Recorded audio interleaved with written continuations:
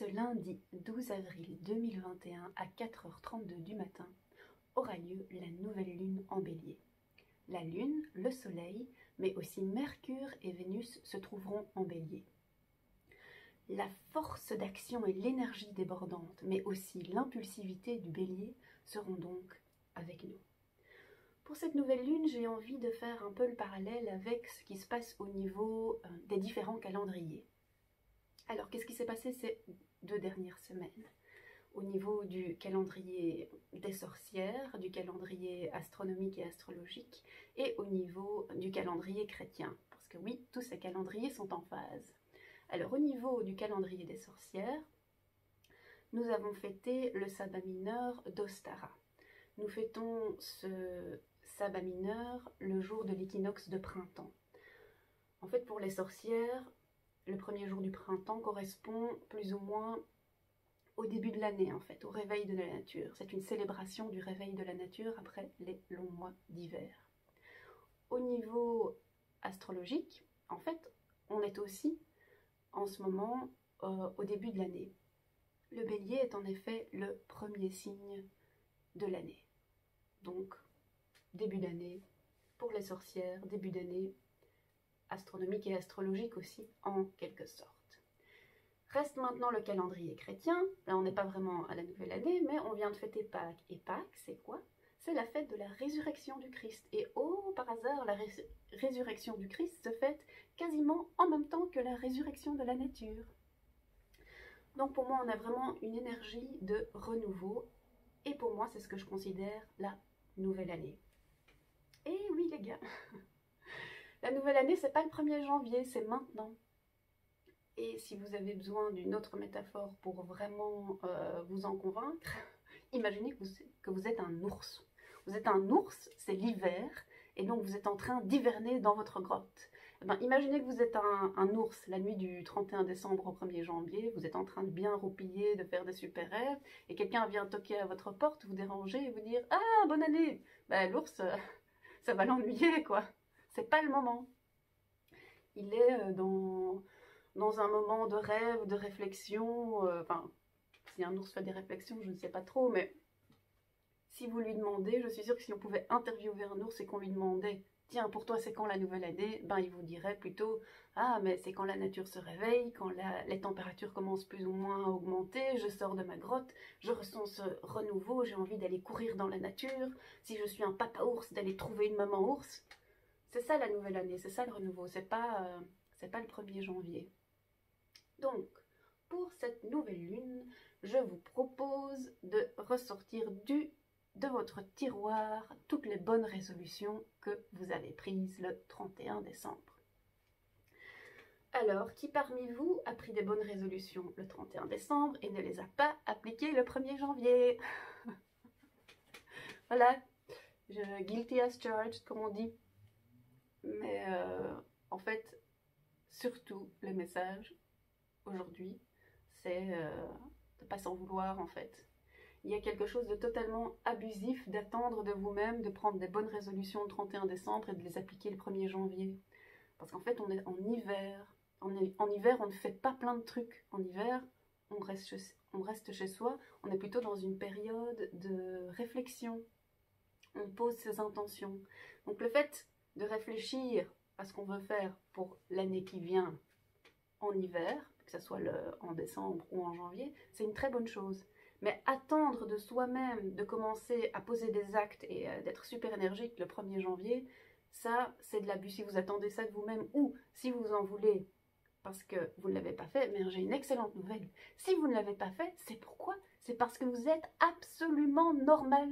C'est parce que vous êtes un être humain, vous êtes un citoyen de la Terre et vous êtes totalement en phase avec les cycles de la nature. 1er janvier, c'est pas le moment de bouger ses fesses et de se dire « Ah, ça y est, je fais régime, je fais du sport. » Non, le 1er janvier, c'est pas le temps de faire ça. Donc, pour cette nouvelle lune en Bélier, ce que je vous propose, c'est de faire de l'eau de lune.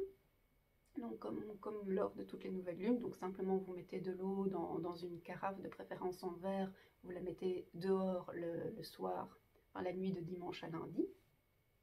que je vais rajouter moi dans l'eau, ce sont de jaspe rouge, ici. On a un exemple de jaspe rouge, parce que c'est la pierre que j'associe au tempérament de feu et à l'énergie du bélier. Donc vous la laissez dehors pendant la nuit. Et puis quand vous avez besoin d'un petit boost d'énergie, vous prenez un petit shot d'eau de lune. Voilà, ça c'est ce que je vous propose de faire pour la nouvelle lune en bélier. Alors maintenant, ça c'était mon idée, et puis j'avais même sorti les rideaux de printemps, les rideaux super kitsch avec des petites fleurs jaunes. Donc ça y est, c'est le printemps. Et puis bah, depuis quelques jours, il fait froid, il neige quoi. Donc c'est moi qui suis pas du tout en phase avec avec la nature, où la nature fait des choses bizarres. Donc je me suis dit, ben, si la nature me parle, enfin, c'est qu'elle veut me dire quelque chose. Et donc je me suis dit, mais quel peut être le message de ce petit hiver qui revient? Et je me suis dit que c'était une invitation à revoir nos intentions. Donc ici, j'utilise expressément le mot intention. Quelle est votre intention pour la nouvelle année qui vient? Et souvent, en fait, qu'est-ce qu'on fait le 31 décembre? Tout le monde ne pose pas ses intentions. Il y a beaucoup de gens qui prennent des bonnes résolutions. Pour citer les bonnes résolutions les plus basiques, mais qui touchent un peu tout le monde, je ne vais pas être très imaginative ici, ben, le 31 décembre, vous dites, eh ben, à partir de l'année prochaine, je vais manger plus équilibré, je vais faire du sport, je veux, je sais pas, par exemple, changer de boulot et je veux être pris à ce boulot-là, dans cette compagnie-là. Ben, tout ça, ce sont en effet des bonnes résolutions, mais ça ne répond pas à la question de ce que vous voulez. Ça ne répond pas à la question de ce que vous voulez, ce que vous désirez. Ça répond un peu à la question quoi faire ou comment y arriver. Et donc, ici, ce petit hiver qui revient, c'est l'occasion de redéfinir nos intentions et au lieu de les exprimer comme des bonnes résolutions, de les exprimer vraiment comme des intentions. Donc ça veut dire quoi? Par exemple, si je me suis dit cette année, je mange équilibré, je fais du sport, quelle est mon intention? En réalité, qu'est-ce que je désire vraiment? Ce que je désire, eh ben, c'est me sentir mieux dans mon corps, par exemple. Mais me sentir mieux dans mon corps, en réalité, c'est peut-être pas forcément en faisant régime ou en faisant du sport que je vais y arriver. Pour trouver, si ma bonne résolution c'était changer de boulot et d'aller postuler pour ce job-là dans cette entreprise-là, ça c'est aussi ça répond à la question comment faire pour y arriver. Mais pour arriver à quoi? Ben, en fait, si vous vous sondez un petit peu, peut-être que votre intention, c'est je veux me sentir bien au travail et je veux que mon travail soit reconnu à sa juste valeur. Ça, c'est une intention. Ça répond un peu à votre désir ou à la sensation que vous avez envie d'éprouver et ça ne répond pas à la question comment y arriver ou quoi faire pour y arriver. Et donc, ce petit hiver-là auquel on a droit, pour moi, c'est l'occasion de repenser ces bonnes résolutions et remplacer les bonnes résolutions par des intentions beaucoup plus générales. Et une fois que ces intentions seront posées, bah là on reste sur l'idée de la nouvelle lune en bélier et du bélier qui est débordant d'énergie et donc on pourra profiter de cette période pour être bien inspiré, pour savoir quoi faire ou quoi mettre en place pour réaliser nos intentions et surtout pour avoir l'énergie de faire ces choses-là. Donc l'eau de lune, juste petit bémol, à consommer avec modération ou en tout cas avec l'intention. Par exemple, c'est l'idéal de la consommer si vous manquez un petit peu d'énergie. Vous avez besoin d'un petit boost, vous savez ce que vous voulez faire mais vous n'avez pas la niaque pour le faire, hop, un petit coup d'eau de lune en bélier, c'est très bien. Par contre, le bélier est très impulsif.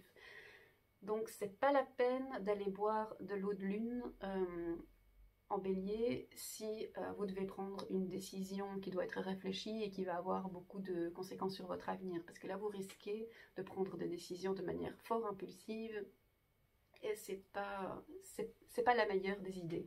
En fait, de manière générale, on risque d'être très impulsif pour le moment, donc c'est pas la peine d'aller consommer de l'eau de lune pour être encore plus impulsif. On a déjà toutes les planètes qui vont nous rendre impulsifs. Par contre, si on a un peu un coup de mou, c'est une très bonne idée de se connecter un peu à l'énergie débordante du bélier.